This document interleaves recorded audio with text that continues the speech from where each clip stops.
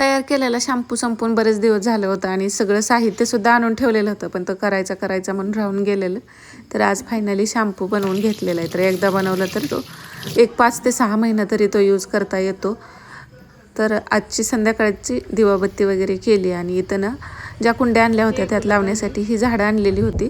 तर व्हाईट कलरचं एक गुलाब आहे आणि नेहमीच आपलं रेड कलरचं एक आणलेलं आहे मी. आता वेगवेगळी झाडं तशी आणायची होती, पण तशी काय मला पाहिजे तशी नव्हती. तर मी हे 2 गुलाबाचेच आणलेले आहेत आणि हे एक रेडवाला आहे.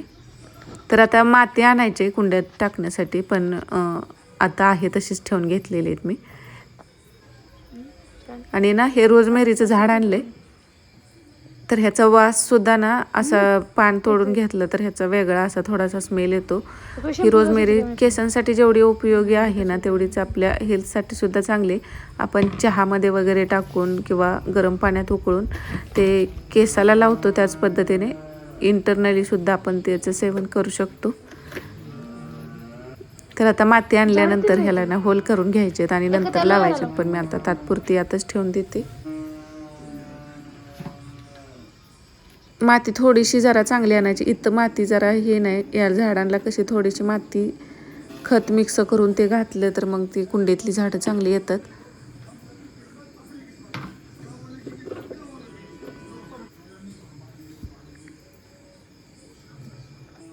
आणि गुलाबाची झाडं ना अशी खाली पण बऱ्याच वेळा लावून बघितली, पण 1 वर्षभर वगैरे अशी टिकतात ती. आणि दरवर्षी उन्हाळ्यात ना ती खराब होऊन जातात, जळूनच जातात. अशी जमिनीत लावलेली, समोर ऊन जास्त राहतं त्यामुळं होत असेल असं मला वाटतं. त्यामुळे मी कुंडीत लावायचं ठरवलं. आणि हे रोजमेरीचं आहे ते आपण जास्त ऊन नसेल तरी त्याला चालतं, आपण घरात सुद्धा ते ठेवू शकतो. आणि इथं जरा मोगऱ्याचं आणि ते ह्याचं असतं ना खाऊचं पान, ते लावून ठेवलं आहे. त्याला पण सावलीत ठेवावं लागतं. ते बऱ्याच वेळा लावलं पण लागूनच निघत नाही. आता म्हटलं ते कुंडीत एकदा ट्राय करूया. आणि आज पावभाजी केलेली. आता हिरव्या मटरचं सीझन चालू झालं आणि हा हिरवा वाटाणा बाजारात आला, म्हटलं की पावभाजी बनतेच. तर इथं हिरवा वाटाणा आहे, टोमॅटो, बीट आहे, गाजर आहे, हे घेतले. बटाटे पण घेतलेले 2 ते 3 कट करून पाण्यात ठेवलेले, धुवून घेतलेले. आणि फ्लावर आहे तो गरम पाण्यातनं काढून घेतला आहे, कारण ह्याच्यावर औषध वगैरे बरेच राहतात, छोट्या आळ्या राहतात. पावसाळ्यात किंवा नेहमीच आपण ह्याला खायचं म्हटलं तर हे असं गरम पाण्यातून मीठ टाकून त्या पाण्यातून काढून घेतलं. आता ह्याला ना 5 ते 6 चांगल्या शिट्ट्या घ्यायच्या. आणि मग हे सगळ्या भाज्या शिजल्या होत्या तोपर्यंत कांदा वगैरे कट करून घेतला आहे, अद्रक लसणाची पेस्ट पण करून घेतली. आणि हे आता मॅशरनं असं स्मॅश करून घेते. कुकरमध्ये पण मॅश झालं असतं, पण आता मला पीठच मळायचं होतं, त्यासाठी परत घ्यायचीच होती म्हटल्यानंतर त्यात मॅश केलं. तेलामध्ये फक्त मी जिऱ्याची फोडणी दिली आणि कांदा परतून घ्यायचा. बीट किसून टाकते, पण आज कट करून टाकलेलं, त्यामुळं बीट बारीक कट केलं तर नाहीतर खिसलं ना ते व्यवस्थित कलरसुद्धा येतो आणि मॅश होतं. नाहीतर बीट कच्चं राहतं जरा. सगळ्या भाज्यांपेक्षा ना बीटला शिजायला वेळ जातो. नंतर यात अद्रक लसूणची पेस्ट पण टाकली आणि पावभाजी मसाला, थोडीशी जिरा पावडर, धना पावडर आणि आपलं घरचं काळं तिखट टाकलेलं आहे आणि हे परतून घेतलं मी. आणि आता यामध्येच कोथिंबीर टाकून घेते. थोडंसं साईडला गरम पाणी करायला ठेवलं आहे, ते या भाजीसाठी जेवढं लागेल तेवढं नंतर गरम पाणी वापरते.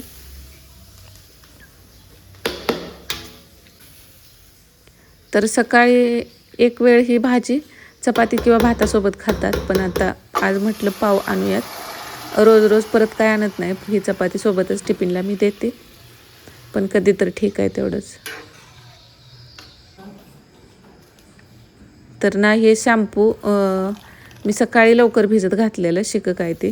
आता आवळा प्रत्येक वेळी ना मी कट करून सुकवते आणि तो वापरते, आवळा पावडर. आणि ह्या वेळेत तसा काय नव्हता, कारण आता काय आवळ्याचा सीझन नाही, त्यामुळे आवळा पावडर यूज केलेले, त्यामुळे कलर असा जरा येतो आहे. आणि यामध्ये ना ब्राह्मी का भृंगराज पावडर, भृंगराज नव्हते बहुतेक, हां ती पण पावडरच होती. त्याच्या वेली किंवा फांद्या असतील तर मग थोडासा कलर वेगळा राहू शकतो, पण पावडरी असल्या तर मग थोडासा कलर असा होतो. आणि यामध्ये शॅम्पू बेस ॲड केला आहे मी. यानं काय होतं की एकतर शॅम्पू आपला टिकतो, खूप दिवस राहिला तरी ना तो खराब होत नाही. आता शॅम्पू टिकवण्यासाठी किंवा एक प्रिझर्वेटिव्हचं कामच म्हणून तर शॅम्पू बेस वापरतो आहे. आणि थोडाफार फेससुद्धा होतो मग त्याच्याने. तर हा मी गेल्या वर्षी घेतलेला आहे. आता ही शॅम्पू बनवायची तिसरी वेळ आहे. तर अजून 1-2 वेळा होऊन जाईल ह्याच्यात. मी ऑनलाईनच तो मागवलेला होता. आणि इथं मग संध्याकाळच्या वेळेला, सकाळी ती भाजी चपाती सोबतच खाल्लेली, आता संध्याकाळी मग पाव आणलेले तर ते तूप लावून भाजायचे चालू आहेत. दोन्ही साईडनं ना तूप लावून छान ते भाजून घेतले. आणि इकडं आता सगळ्यांची जेवण होत आलेली, ओम राहिलेला.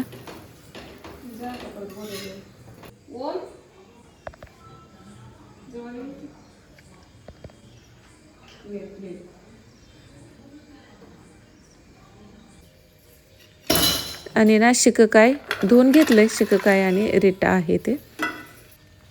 त्यासोबत हे मेथी 50 ग्रॅम मेथी टाकलेली आणि 50 ग्रॅम हे कलोंजे आहे ते.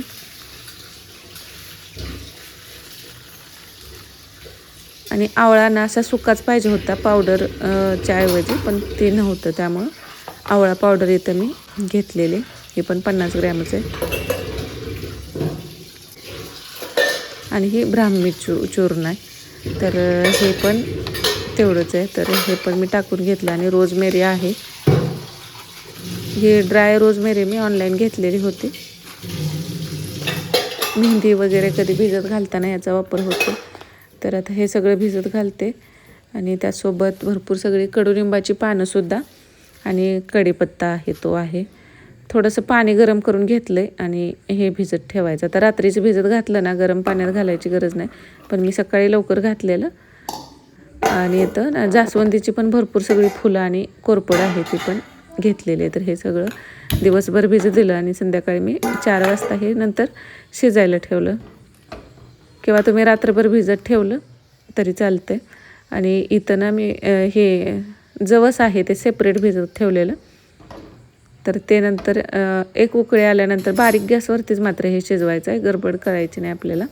कारण हाय फ्लेमवरती त्यातलं जे आपल्याला घटक पाहिजेत ते सगळे निघून जातील. त्यामुळे एकदम कमी गॅसवरतीच आपल्याला हे शिजत ठेवायचं आहे. 1 पाऊण तास ते तासभर तर ह्याला ना बारीक गॅसवरती तसंच राहू द्यायचं. सुरुवातीला गॅस झाकण ठेवलं तरी चालतंय. आणि आता नंतर हे ना गाळून घ्यायचं. आणि नंतर यामध्ये ना थोडंसं पाणी टाकून हातानं पूर्ण मॅश करायचं. कारण शिककाय, रिटा वगैरे आता आपण जे काय टाकलं आहे ना त्यातला सगळा अर्क ह्याच्यात उतरतो मग. आणि शॅम्पू बेस नसेल तर तुम्ही ना फ्रीजमध्ये स्टोअर करून ना हवा तेव्हा शॅम्पू यूज करू शकता. कारण रोज शिककाय वगैरे भिजवून आपल्याला वापरणं होत नाही. त्यामुळे होममेड हा शॅम्पू खरंच इफेक्टिव्ह आहे केसांसाठी. तर व्हिडिओ आवडला असेल तर लाईक करा. चॅनलवरती नवीन असाल तर सबस्क्राईब करायला सुद्धा विसरू नका. आणि हा व्हिडिओ तुम्ही कुठून पाहता हे सुद्धा कमेंट करून नक्कीच सांगा. आणि आता हे सगळं मी बॉटलमध्ये भरून स्टोअर करणार आहे. तर चला, श्री स्वामी समर्थ.